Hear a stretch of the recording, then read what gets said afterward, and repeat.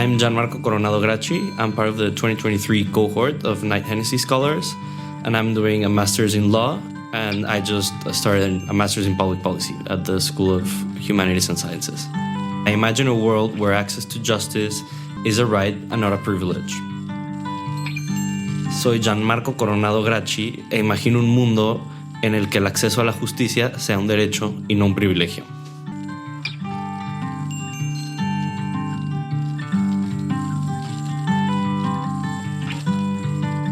Welcome to the Imagine a World podcast from Knight-Hennessy Scholars. We are here to give you a glimpse into the Knight-Hennessy scholar community of graduate students, spanning all 7 Stanford schools, including business, education, engineering, humanities, law, medicine, and sustainability. In each episode, we talk with scholars about the world they imagine and what they are doing to bring it to life.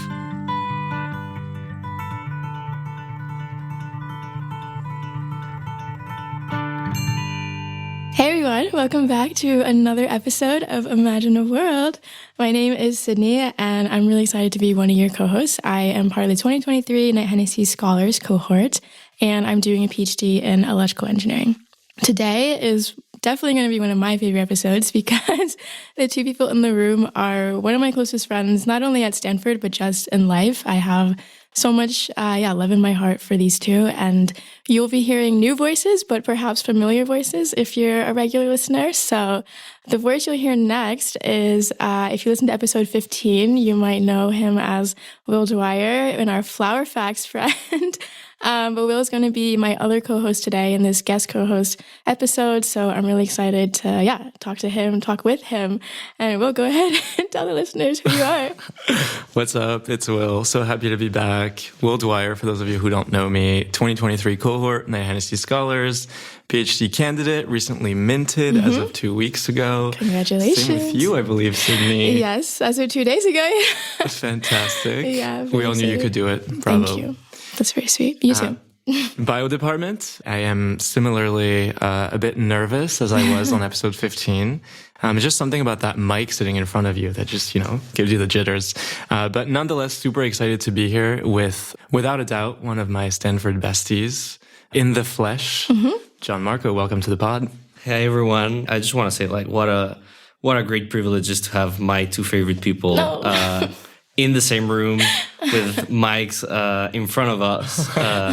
So this is going to be a lot of fun. I also want to say that my two favorite people are also now officially candidates. So that's pretty amazing. That's right. I always knew they could do it, but Thank now you. it's official. That's very kind. Yeah. I want to give a special shout out to Johnny for listening to my practice presentation, especially on a day that I was perhaps not feeling super great about how my qualifying exam was going to go. I think you restored a lot of faith and trust in myself. So I appreciate you. And especially as a lawyer too, listening to people talk about, brain computer interface research, electrical engineering. I think it's a special part of the KH community. And the friendships that we form, we're not afraid to learn about new things. Like yesterday, right? Do you want to tell the listeners what happened yesterday? I was very fortunate to be able to witness you in action. I just want to go back to that practice session. Sydney worked out a miracle because she managed to make me kind of understand what her research is all about. I've known her for over a year, and now I finally kind of get it, so that's definitely a miracle. The moment she went through her slides, I was like, okay, if I can get it, her community will be more than impressed. So thank you, that's very so kudos for that. And yesterday Sydney joined us at the law school. We had the visit from a Mexican Supreme Court Justice Margarita Ríos Farjat. She gave a presentation, and then I was really honored to interview her and ask a couple of questions and then take some questions from the audience. And I cannot promise that my presentation was as good as Sydney's presentation for her qualifying exams, but hopefully you did understand absolutely a part of the legal things that were discussed there, which aren't very user friendly or very non-law friendly. So I really appreciate you for being there. Of course. No, it was my pleasure. I was bragging to my lab, actually. I was like, bye, guys, I got to leave. I'm going to go see my friends talk. Meet a Supreme Court justice. Yeah, exactly. And I think that was also very special, right? Because she's from Mexico and you're also from Mexico. And so I think it was really cool to be able to, see you have that little bond. And now I'm like, dang, should we do this episode in Spanish? You know? Please, no. What do you think?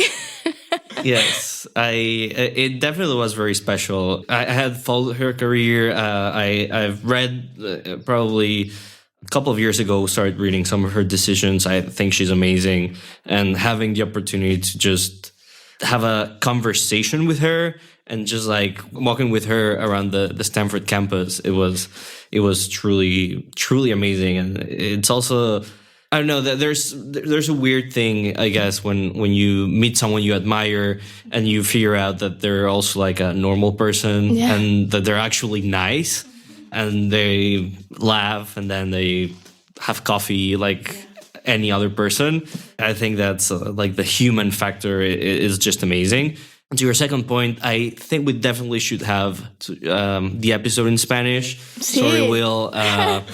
You can always open Chat GPT or something, and I'm sure it can Translate help. to French. I'll say, bienvenidos a Imagine a World. Estoy muy emocionada porque hoy tenemos uno de mis mejores amigos. Flexing. Él es She's flexing. She's inteligente, flexing. guapo. Me gusta su comida también, pasta. Okay, Bienvenidos a Imagina un Mundo. Sí. Imagina un Mundo. Claro que sí. Sí. Qué porquería.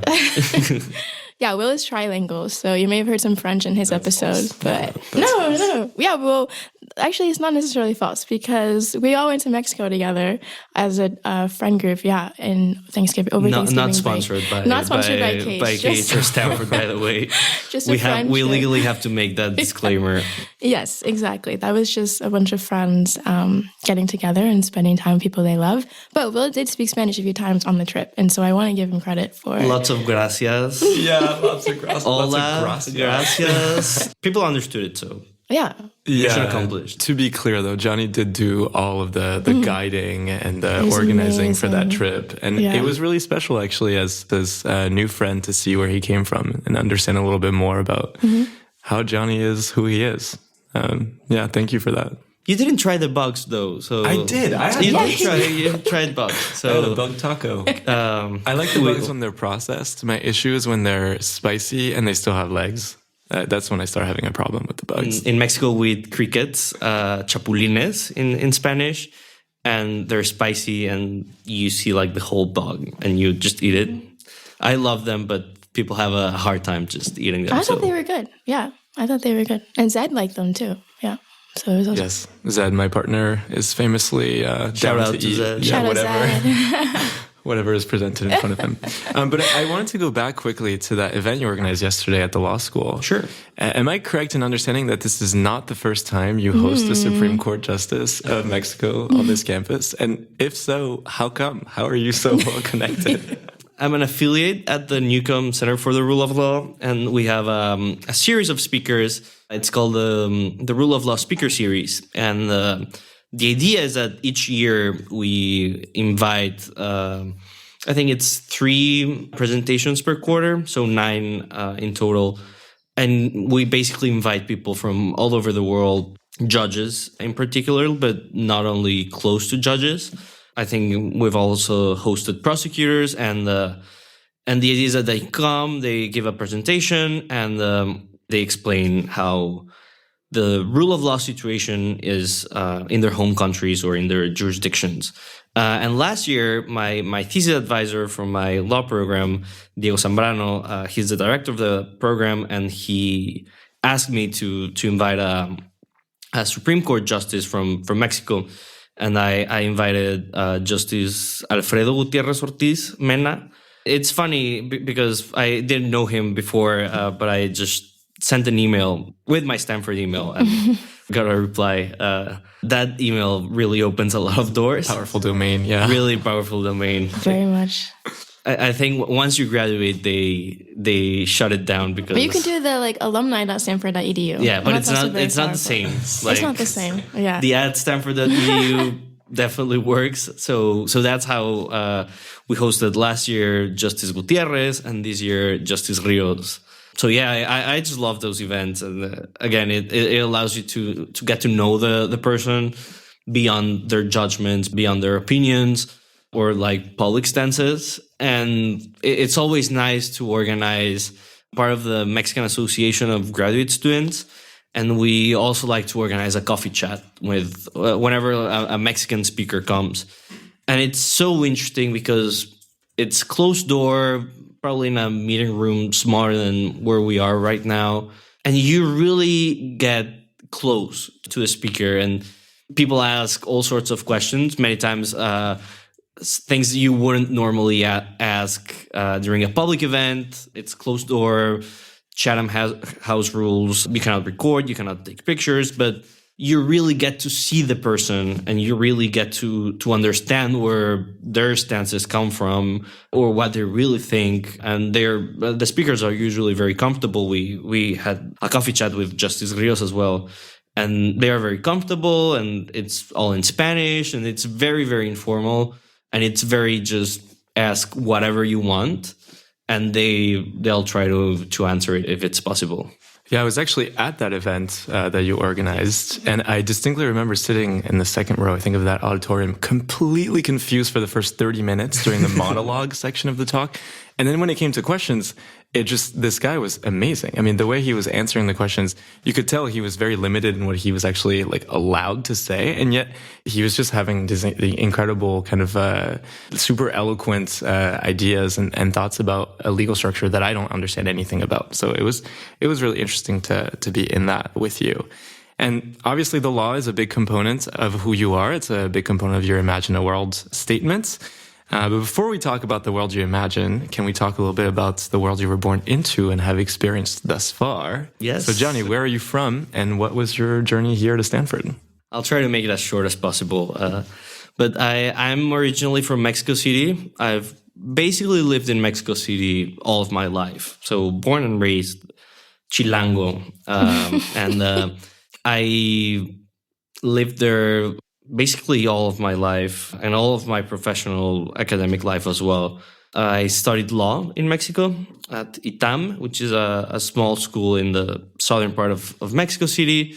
I went to law school, I think in everywhere but the United States is an undergrad. The United States has this weird thing of you don't go for law as an undergrad, you go as a grad student. But I think pretty much everywhere else, at least Mexico, works that way. So I went to law school at 18 years old with three things in mind.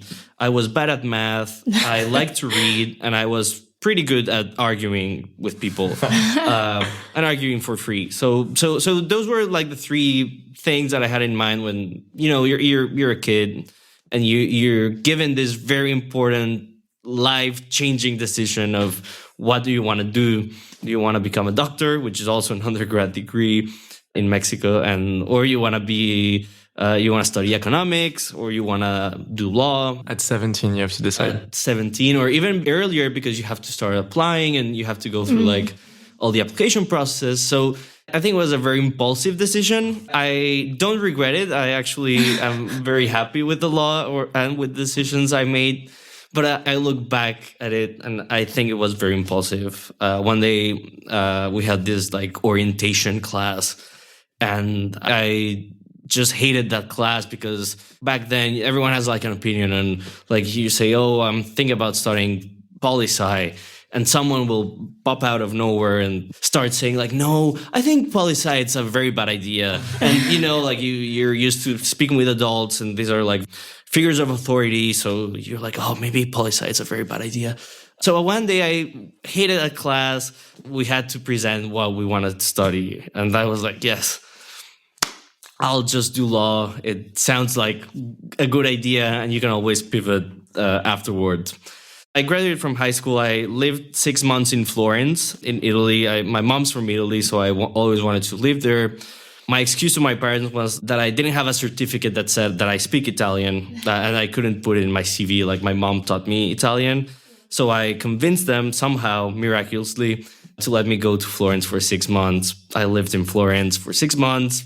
Florence to me, it's the most amazing city after Mexico City, of course. And it was just like a great opportunity of living in museums and just walking. Mexico City has a lot of great things, but you cannot really walk, at least not the part of Mexico City where I lived in.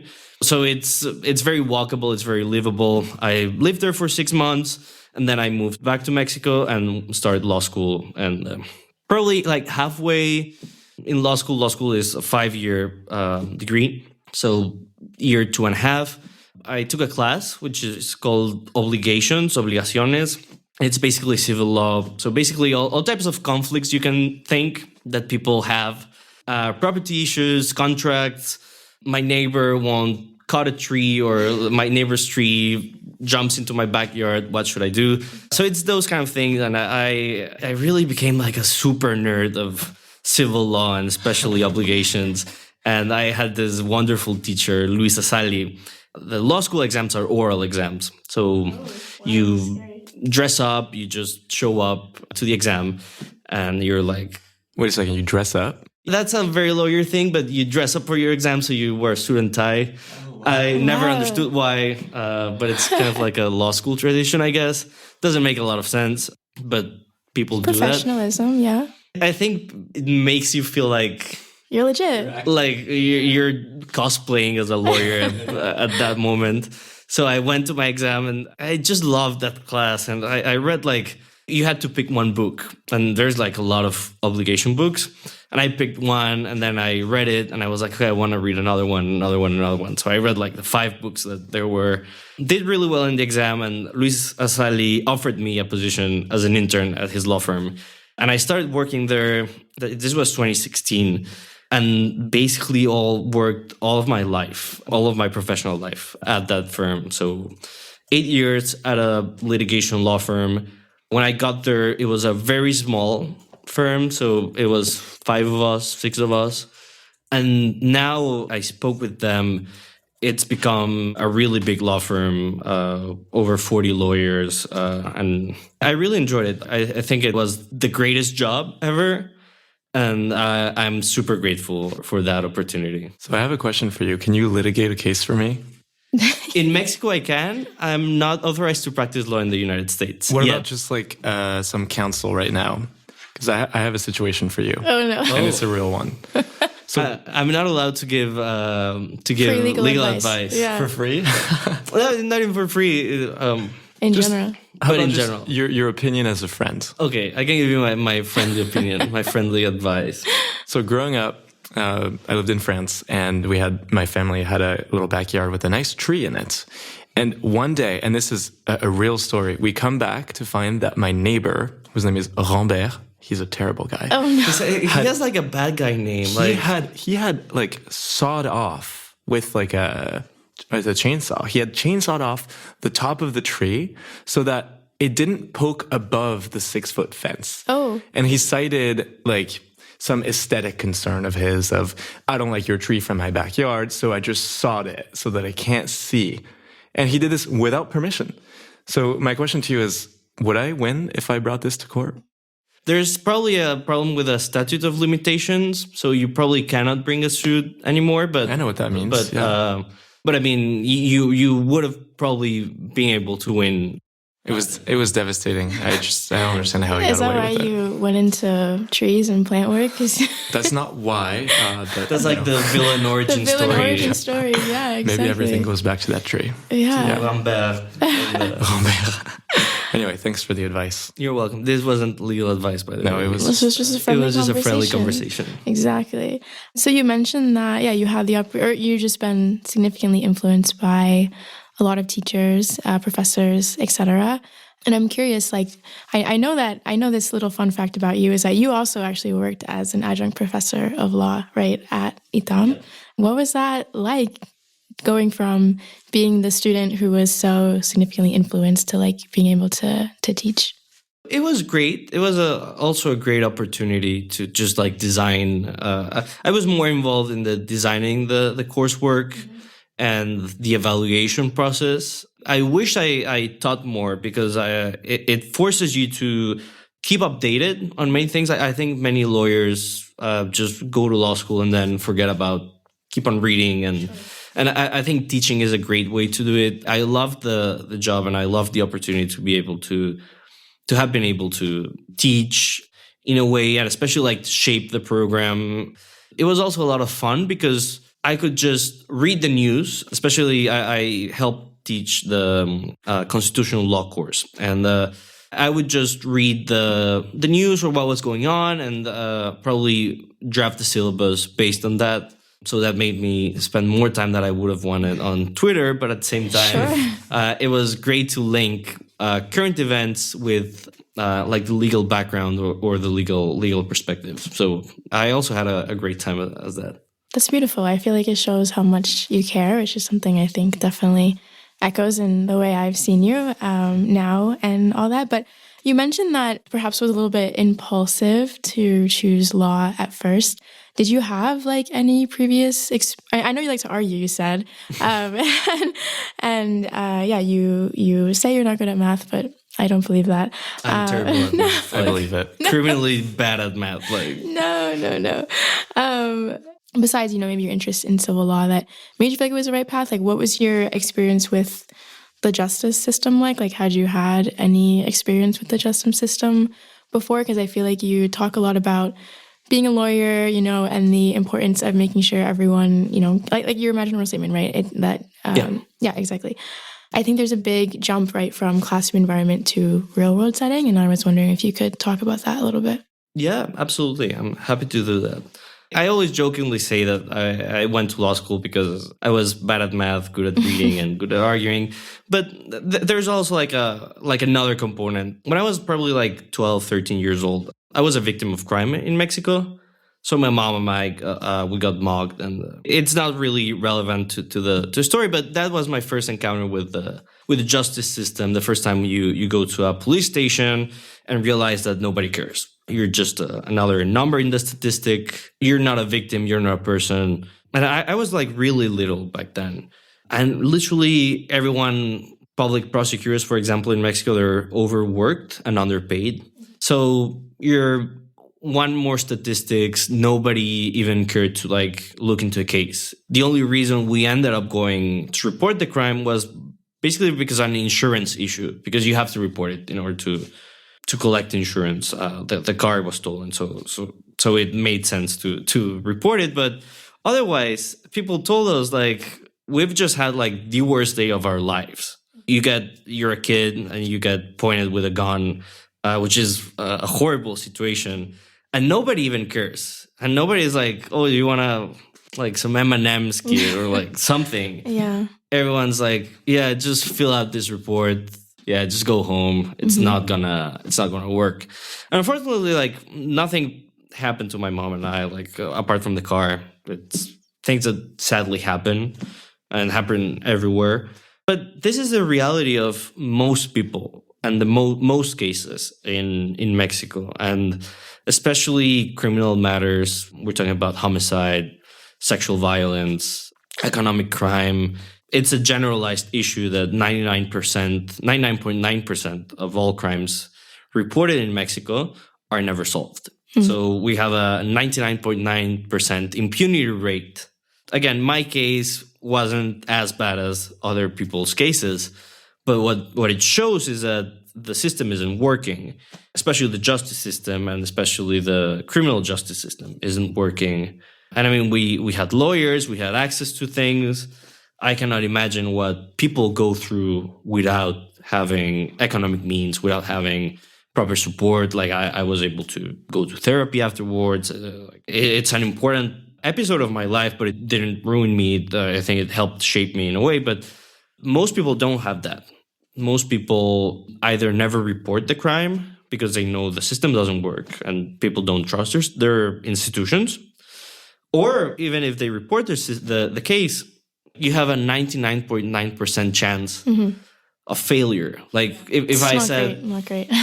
get on a plane it has a 99.9% chance of falling down, you wouldn't get on a plane, right? Like, right. I hope not. I mean, thankfully that's not the statistics, but it's scary. And if you see it from the criminal perspective, or people who are committing crimes, you have a 99.9% chance of success. If I said you have a 99.9% of success if you buy this lottery ticket, I think everyone would do it. It's a miracle people aren't, like all people in Mexico, aren't just robbing and killing each other. It's quite scary, but it's a reality. Back to your question, I think that was one of the key elements that always sparked, that sort of attracted me in a way to the justice system.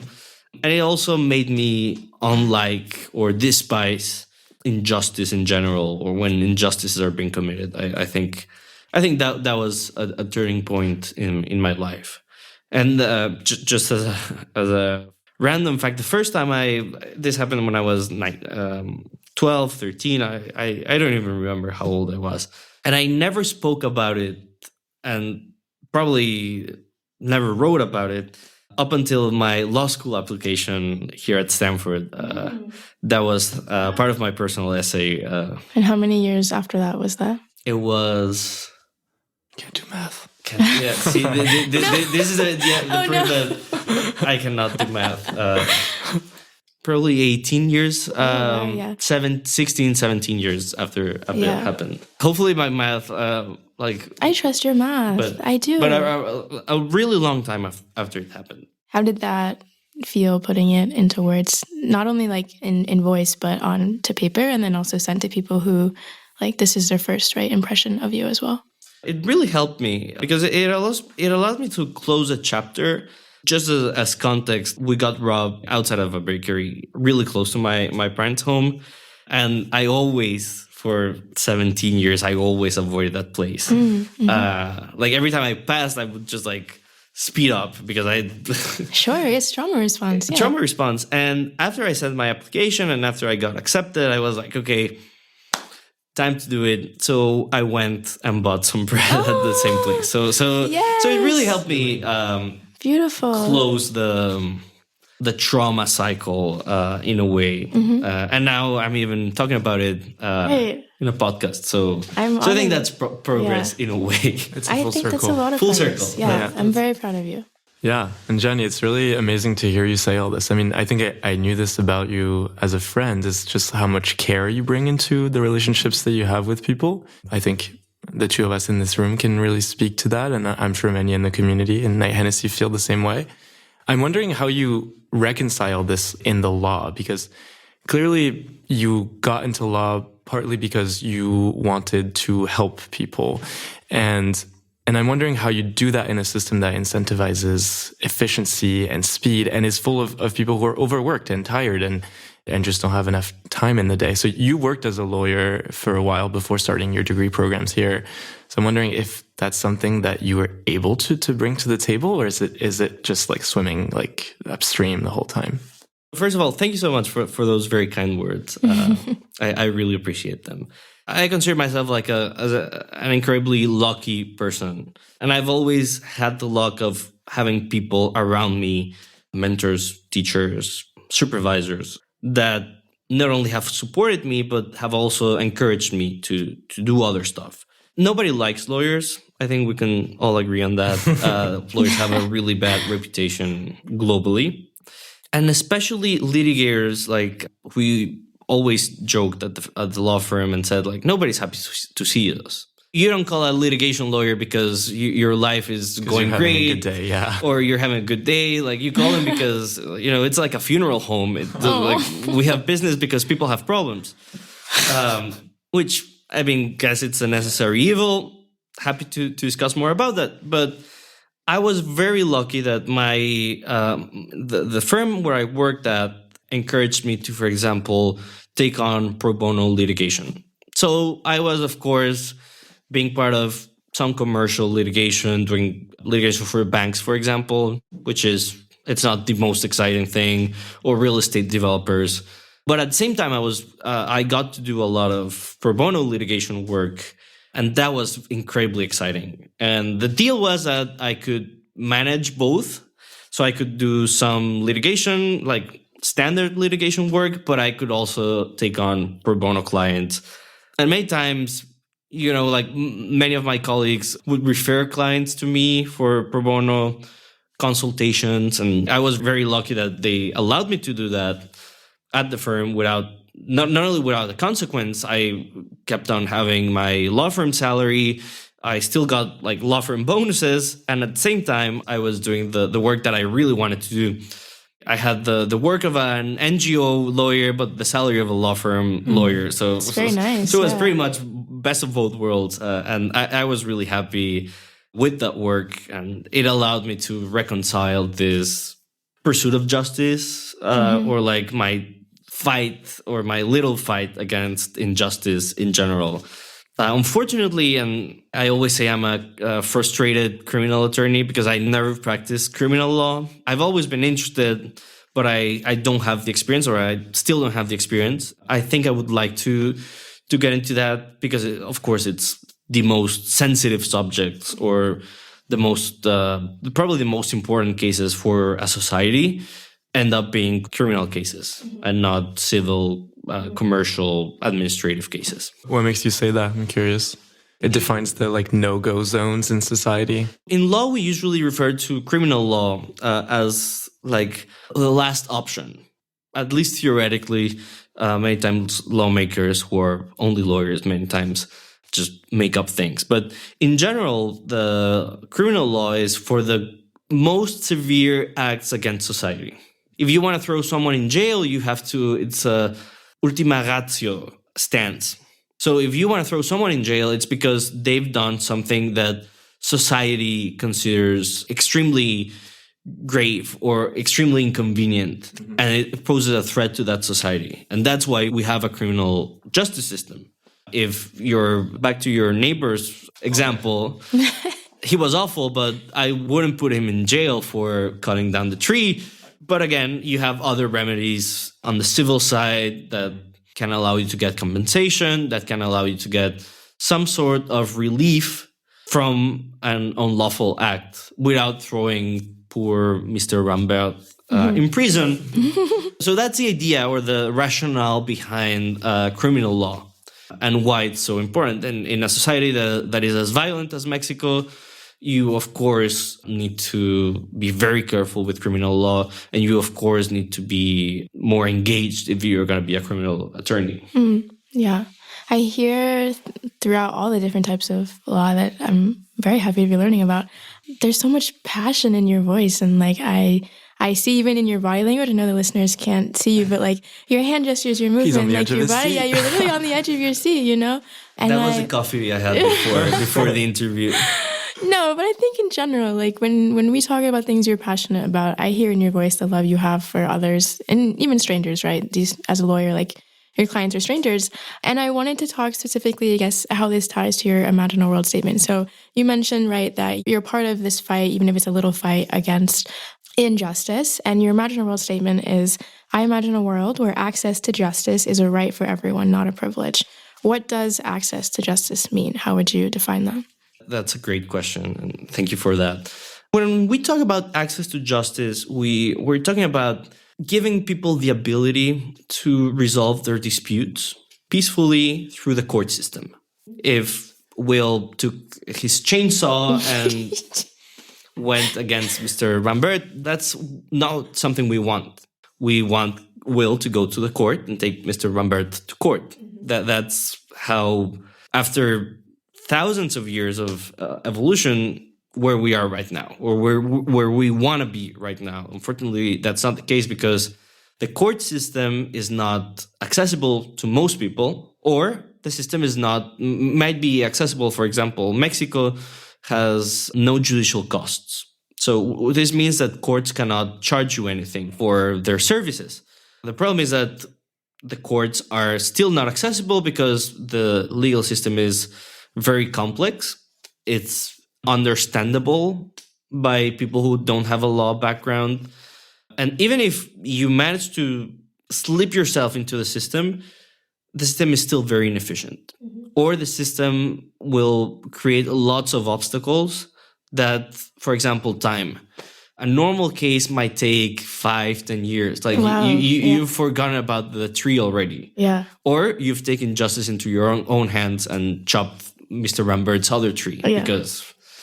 because you lost your hope, your trust in courts. An eye for an eye. An eye for an eye. That's what it means. So, of course, I'm very focused because we want people to solve their differences, because social conflict, unless you live completely isolated in the middle of nowhere, will be a part of your life, either at the supermarket, at your workplace, on the streets. Things happen and conflicts happen, and that's normal. I wish there were no conflicts, but that's impossible. What we want to do, or what I believe in, is that people can solve their differences through the court system and not through violence, not through other means, because the court isn't working, the court system isn't working, or because the court system is unaffordable, inaccessible for people. So that's what I refer to as allowing people, or that I imagine a world where access to justice is a right. I think right now, unfortunately, in many places, I'm speaking about the Mexican case, but I think it's a globalized trend. It's a privilege. It's a privilege if you're able to afford a lawyer. It's a privilege if you're a lawyer yourself. And I think the whole system should be easier to access. And it also should integrate the human aspect. Back to the story when I went to the public prosecutor's office, there was zero empathy. Mm-hmm. You don't see empathy in many courts. You don't see empathy in many lawyers. And that just messes up the system. And that just creates resentment and creates mistrust. We want people to, if you see a policeman or a policewoman on the street, you want to feel safe. You don't want to feel threatened. You don't want to be anxious. You want to feel reassured, because that's what institutions are for. In Mexico, unfortunately, and I think that's a common issue among most Latinos, if you see a police officer on the street, you will not feel safe. You might want to try to avoid it because they might try to extort you, because they might try to plant some evidence, for example. So, of course, you want to create trust so people can, if they're a victim of a crime, they can go to the police. Not that they take a knife and take justice on their own hands, or don't do anything, or accept that, I wasn't lucky, someone stole my phone, there's nothing I can do. Mm-hmm. Over. Mm-hmm. I think that's one of the main issues modern societies face. Across the world. Yeah. You don't trust institutions. Many people don't understand what institutions are doing. So why should we protect them? Mm-hmm. And while we face a trend of autocratic rulers and democratic backlash globally, people don't care about the institutions because they're unhappy. And many times they ask, well, what has this institution done for us? We want people to know their institutions, to know what they're doing, to know that they're working, and to be able to feel that they're part of their daily life. I think that's my secondary Imagine a World statement, is basically that people know their institutions, know that they're working, and trust them. I think this is a good segue into maybe the work that you're doing here at Stanford. I'm wondering if you can tell us a bit about your first degree, the LLM, how that was, and also what the heck is an LLM? I think they're gonna probably rebrand it now with the whole artificial intelligence trend. No, I don't think they're actually considering, but the problem is that you hear LLM and people think about large language models. Oh my gosh, yeah. So it's always funny when you talk with someone with a CS background and you say I'm an LLM, and they're like, oh, you're a large not. Language model. You're actually a person. That was my dad joke. Funny. Side of the interview. You can cut it. I love that. Hopefully they'll cut it. But no. So the Masters of Law, it's shortened as LLM. And it's basically a program that universities in the US have foreign trained lawyers. So again, we're talking about this distinction between law as an undergrad and law as grad school. Mm-hmm. So you basically, in order to do a Master's of Law, you have to be a foreign trained lawyer. And they usually ask for a couple of years of professional experience. And you come to a US law school and are able to take all sorts of classes. So it's basically like the law degree in the United States, the JD, Juris Doctor, is a 3-year degree. As an LLM, you basically get a glimpse of what law school in the US looks like. So you're able to take some 1L classes, so first year, 2L, second year, 3L, third year from the law school with JDs from all three. So it's very intense because it's not even a year, it's 9 months, and it's incredible. Like I loved every minute of it. Mm-hmm. If you're a lawyer listening to us, please consider it. Please look me up in LinkedIn. I'll be happy to talk about it. So is it a choose your own adventure then? You get here and you kind of pick your courses based on your interests? Did you have to pick a specialty or something? Yeah, so Stanford is quite the exception. Most law schools will have a build your own adventure general LLM degree. Stanford has specialized degrees. So there's an environmental law one, there's a law, science and technology, there's a corporate governance LLM, and there's also an LLM that has a weird name about economic law and policy, which everyone refers to as the other degree. So everything that doesn't fit in the first three will fit in the other degree. So arbitration, it's quite fascinating, but it's not as specialized. And then there's another degree, which is the one I did, which is called SPILS, which is a Stanford program in international legal studies. It's a research-based master's, and it's basically you are able to take any course you want as long as it aligns with your research. So my research, to nobody's surprise, was access to justice, which is quite broad. So I was lucky enough to take all the classes I wanted. So I took some constitutional law, I took some AI policy courses, there were some research seminars. So it's incredibly versatile, and you can just take all the courses. And of course, you have to work on an empirical research and then write up your thesis. Mm-hmm. So that was my academic journey last year. I graduated in June. Woo, and was able to stay here a little longer because I applied to, while I was on my first year, I applied to the Master of Public Policy at the School of Humanities and Sciences. I'm curious, like, what made you apply to this program, and like why specifically this one? How has it been so far? And has anything changed for you since you've started, like personal maybe changes between the two different programs that you've noticed? Again, I loved the Masters of Law, had a great time. I really liked the law, and I really liked law schools. If you take into account the undergrad in law and the law masters, I've had 6 years of law school, which is too much law. Yeah. And plus being a lawyer in the other time. Plus being a lawyer. But the problem is that, and I think it happens with a lot of lawyers, you are like tunnel vision with law. And you only think that problems can be solved with law. I have a couple of examples that in Mexico, for example, there's a problem, a crime problem, for example, and lawmakers, which are mostly lawyers, think that how can we solve the problem? Let's just increase the years that people can spend in jail. Mm-hmm. And they say, okay, so we changed the law and now the problem is gone. And the problem is not gone. The problem is still there. And again, with the structural impunity problem, nobody cares about if you got to go to jail for 300 or 400 years. It's pretty. But this is a real case. Oh, really? Yeah. It's 100% real. What's the point of that? To tell people that they're solving the problems. Okay. Your crime is in theory more severe. It's more severe. We still won't catch you though. Yeah. But they don't change anything else. Huh. So that's one of the problems. And that's one of the things I'm really interested about. How to actually design policies that can have impact and that are serious policies with actual evidence. Right. And I thought that the best way to do it was through a public policy approach. So I applied to the MPP here at Stanford, at the School of Humanities. It's a wonderful program. It's super versatile. You're able to take courses from the business school, from the Department of Economics, from the law school, from anywhere you want, as long as it has a policy-related topic. So it's truly a remarkable. I'm super happy.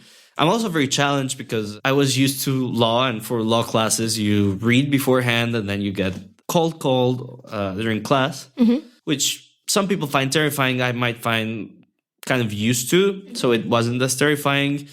But the moment you start seeing numbers in public policy, that's when I started getting scared. So there's a lot of math. There's a lot of statistics, for example, because I really want you to understand what's going on and being able to verbalize what you see in tables and charts and how that impacts a decision maker's perspective. So that's what I had in mind, and I'm really, really happy that they accepted me and that I'm doing the MPP. And of course, I'm incredibly grateful to Knight-Hennessy for allowing me to stay here 2 more years to be able to hang out with my favorite people who are sitting next to me. We actually bribed the admissions team. You're welcome. That's a perfect segue. Again, thank you so much. You're such an easy person to interview. Yeah, it's been such a great conversation. I'm having so much fun and learning a lot too. So yeah, absolutely. I'm very excited. Can you speak a little bit about what being a Knight-Hennessy scholar has been like for you? Because you've added a degree. You've been at Stanford for about half of your tenure now. And I'm wondering, what role has Knight-Hennessy and Denninghouse played in that journey? My first idea when I came to Stanford was to apply to the PhD in law. It's called the JSD. And it's basically you take your master's thesis and then develop it over like 4 years. So it's like your original thesis with steroids. The reason why I started doubting it was because Knight-Hennessy exposes you to other fields. So again, sitting to my right, electrical engineering, Will to my left, biology. I never thought I would talk to these people. Same ever, for me. Yeah, right? Absolutely. You start having these conversations and you realize that the world is law isn't important, but it's not the only thing. And we live in a very, very complex world with a lot of problems. And I think those problems cannot be solved with just one approach. And of course, Knight-Hennessy has a lot of programming. So you have lectures, you have retreats that make you spend time together, but also create in you a lot of interest, a lot of curiosity in other fields and in other areas that you never thought you could experience. And if you're given the chance to explore those fields as a Knight-Hennessy scholar, another program, I was like, okay, I'll take it. It's wonderful. It sounds amazing.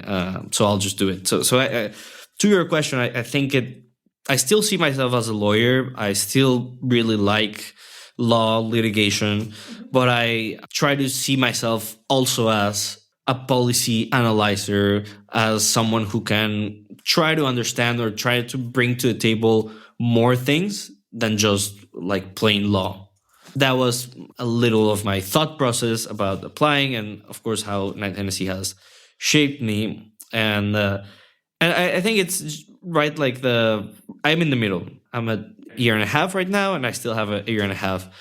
And I actually was thinking about this morning.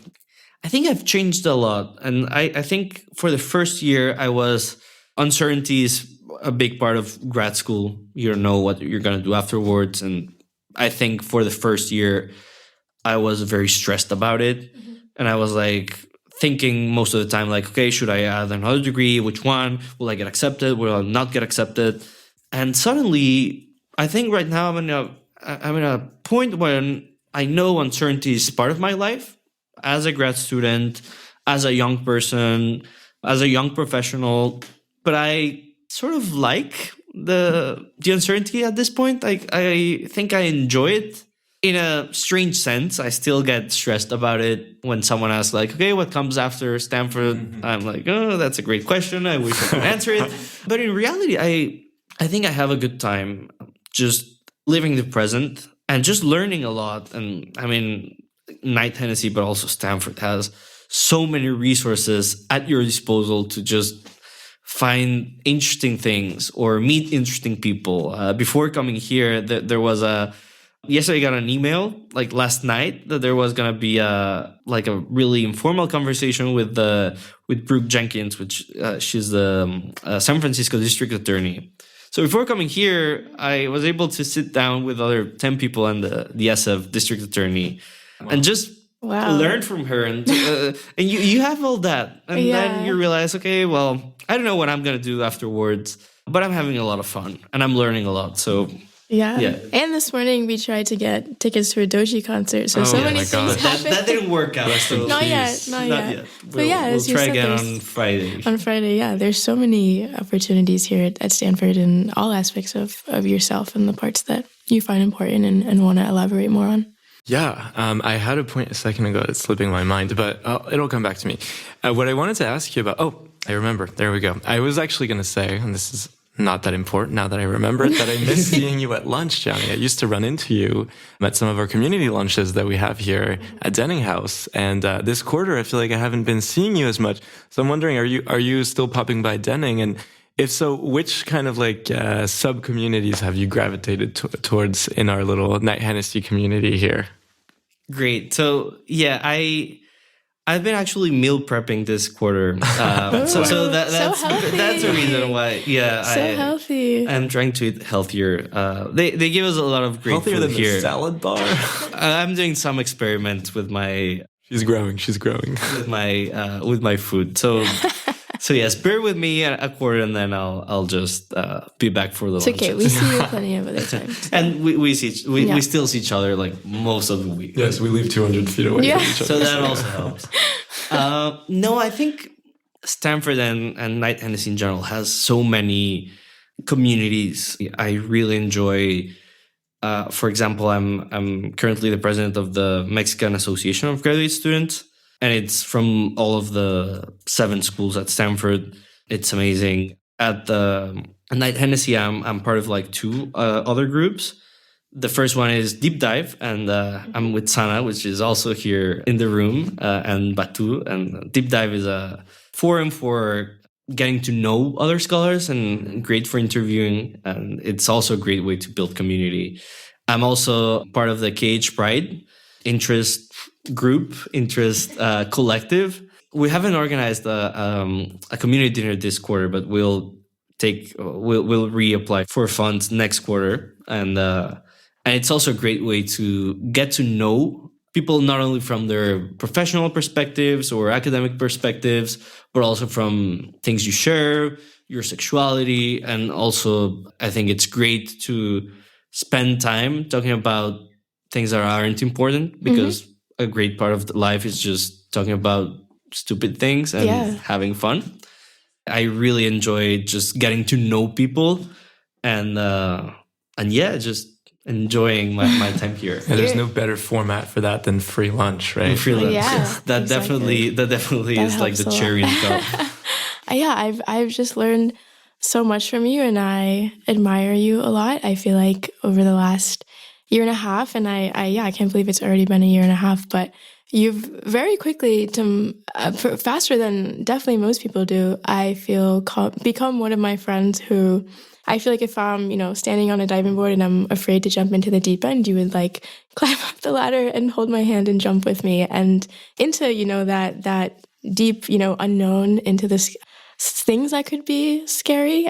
You've helped me get back into fitness with the F45 classes. Johnny got me on. Those are great, by the way. Those are super Shout great. Out to the F45 instructors. Yeah, that's really great. And you've helped me practice my Spanish more. I feel like, right, my mom was born in El Salvador and I spoke Spanish at home. But when I went to college and then came straight to grad school, there really were no spaces that I made the effort to do that. And so that's a side tangent for I love you a lot and you're amazing. And I'm so happy that you are part of the KH community and someone I get to spend a lot of time with. But we do have to, as much as I want to talk to you forever, start to wrap up the episode. So I know. I was starting to enjoy this. I know you took your jacket off. You're getting comfy. Yeah. I also could talk to you for hours and hours, but we're going to transition now into some of our closing questions. And the first one is, what is something that you wish you would have known before you applied to Knight-Hennessy? And I think you had a unique experience where you actually told me that you filled out the application a year before you actually submitted it. And if you want to talk about that and just general things that you didn't know until you got here, either for the good or for the worse. Yeah. Well, I didn't actually fill up the application. I created my account and then opened the application, and I was like so intimidated by like all the things they ask, all the sections. And I was like, no, this is like for like, this isn't for me. So I closed my laptop, and I also like postponed my grad school project for another year. And then 1 year after I created my account, I was like, okay, well, it's a really long shot. So yeah, I'll just try it. So I opened again the application. I wish I had known that it's actually not that scary. It's just long, and you have to do it like in parts. I mean, I figured this out afterwards. It's actually like a really enjoyable application in a way, because it allows you to get to know yourself better. And in a way, it also prepares you better for grad school, for your other grad school applications. It's also a great way to let your friends, your family tell you things about yourself. So there's like the improbable facts. There's a lot of things that many times you don't notice or you don't think are interesting or important because they happen to you. And then you ask other people and they're like, oh, you remember this time, blah, blah, blah. You're like, oh, that's actually like something I should put on my application. So I wish I knew it's friendlier than you might expect. If you get it, it's amazing, of course. But if you don't get it, it's also a great way to just explore or understand who you are and why are you trying to do why are you interested in grad school, or what do you bring to the table? And I think that's super valuable. And it's free to apply to Knight-Hennessy as well, which is also, I understand that many times applications have application fees and it's burdensome for a lot of people. And the Knight-Hennessy application is completely free. So it's also a good way to just understand and get more structure about who you are as a professional, academic, just as a student, I guess. Yeah, I find these applications can be really good exercises in introspection and synthesis. You just end up putting together this like coherent narrative about your life, and hopefully it's true. And at that point, you walk away, even if you don't get the thing you applied for, you're like, oh, okay, that was helpful.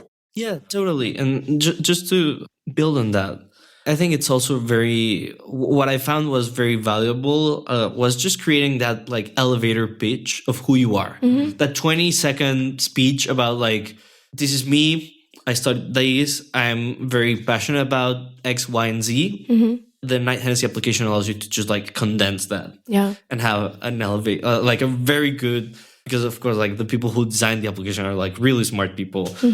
It just like makes sense. Yeah. And if that's not sufficient, you can take Stacy's branding yourself workshop for a crash course on how to do just that. So you actually did a 2-in-1 here, a 2 birds, 1 stone, and you answered advice for prospective applicants. So I think we can go ahead and skip that, and hopefully it's helpful to anyone who's listening to this pod and thinking about applying to KH. TLDR, you should definitely do it. Believe in yourself. Yeah, you got it. All of us were scared, like myself included. I also filled out the application, didn't submit it, and here we are. Or didn't want to submit it. And then the week before, my friend forced me to press submit because, the chance is low, right, that you'll get it, but it's non-zero. Or it's non-zero, and it's 0 if you don't apply. What's the thing? You miss 100%, whatever. The shots you don't take. No, but I mean, I think it's also... I've never met a Knight-Hennessy scholar that told me I knew I was going to get it. Yes. Never. Absolutely. Like, I'm yet to meet a person in Knight-Hennessy that everyone tells you, because I think we all believe that it's impossible, it's super hard, it's very competitive, but in the end, you're able to. So... Yeah, absolutely. So maybe we can, if you're comfortable with this, we can talk a little bit about some of your improbable facts, which you mentioned were a component of the application. Do you have 1 or 2 favorites that you'd like to share with our listeners? Well, first, what is an improbable fact, and how does it relate to I thought we already KH? talked about that. My bad. So improbable facts, the way I understood it were fun facts, which is not completely true. Because everyone, and this is something that applicants, when they open the application form, there's no right way or wrong way to fill out the application. Like the only wrong way to fill out the application is not to submit it. So the way I read it was fun facts, but maybe I got lost in translation, which it could happen. And it's basically things that people wouldn't expect to be true about yourself, but somehow are. That's how I took it as well. I think there was an opportunity there for it to be perceived as a chance to kind of brag. And I think it's more fun to instead make it fun, right? You want to let your personality shine through this application. Yeah. I can think about two improbable facts I think are actually like funny. The first one is that I once tried to jump out of, I actually ended up jumping, but from skydiving, but I fainted. So I don't remember much of my skydiving experience. $300. Okay. Hey, they actually reimbursed me because because I was telling like, no, I don't want to jump. I think everyone who gets to the point of jumping says like, I don't want to jump. I don't want to jump. So like the instructors are like trained to like push you, but I really didn't want to jump. And then they found out I was a lawyer, so they were like, yeah. So I didn't have to pay for that. Yeah. That was a good thing. But that's, I think, I should have mentioned part of my metaphor of saying you would jump off the diving board with me is because I know you have a fear of heights and you would still do that. And I was trying to say that like you're willing to step outside of your comfort zone for the better of other people. And that's something I really love and admire about you. Sorry, not to interrupt, but yeah, back to your other improbable facts. Why would you knowingly put yourself in that situation? It's something like exposure therapy. It's like being in the podcast. Like it's just I don't know. Like why not? Yes, it's something I guess you have to do at some point. Yeah, in the Shark Tank. And I already did it, so you're done. Like no more heights for me. No more heights. And a fun fact I laughed a lot. Was that I got my first tattoo at the moment of the application was my only tattoo after losing a bet in the beach. So that was fun. Which one is that? It's an ankle tattoo. It's really basic. It just says like Memento Mori. Mm-hmm. I really wanted to get it and then never actually did it. And then I was in Thailand with some friends and lost in beer pong. I'm a terrible beer pong player, by the way. The ankle is a safe spot for your first tattoo. And it's really small. Mm-hmm. Yeah. Okay, one final question for you before we wrap up this amazing pod. Favorite spot on campus? Ooh. I think most people will say Denning House, but my favorite spot is actually the terrace at Denning House. I love the deck, Yes, the deck. It's so nice. It's so beautiful. You get to see the lake with no water, unfortunately. When we came to our immersion weekend, it was filled with water, but apparently it was because it rained for like 6 months. So thankfully, it hasn't rained that much this quarter, and unfortunately, the lake is dry. But just being there, the conversations I've had with so many incredible people. Sometimes I just go there with my headphones just to read. It's so peaceful, so beautiful. That's my favorite spot. Great answer. Absolutely. I would totally agree. And I think it's, it's where we all met. And here we are, a year and a half later.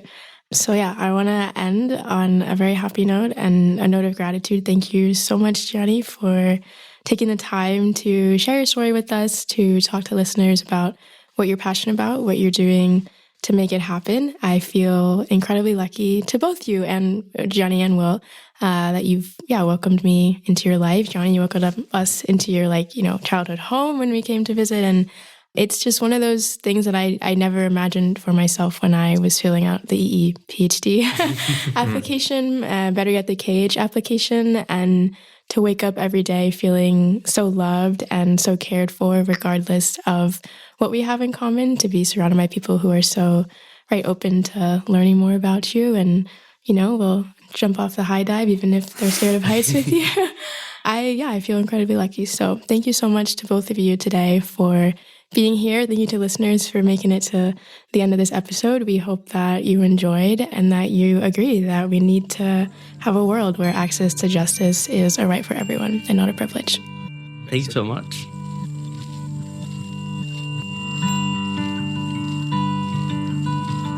Thank you for joining us for this episode of Imagine the World, where we hear from inspiring members of the KHS community who are making significant contributions in their respective fields, challenging the status quo and pushing the boundaries of what is possible as they imagine the world they want to see.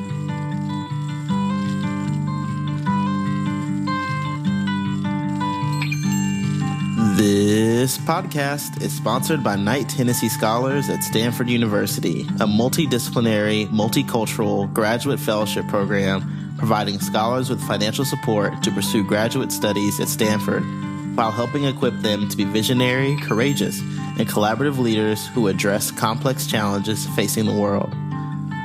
Follow us on social media at Knight-Hennessy and visit our website at kh.stanford.edu to learn more about the program and our community.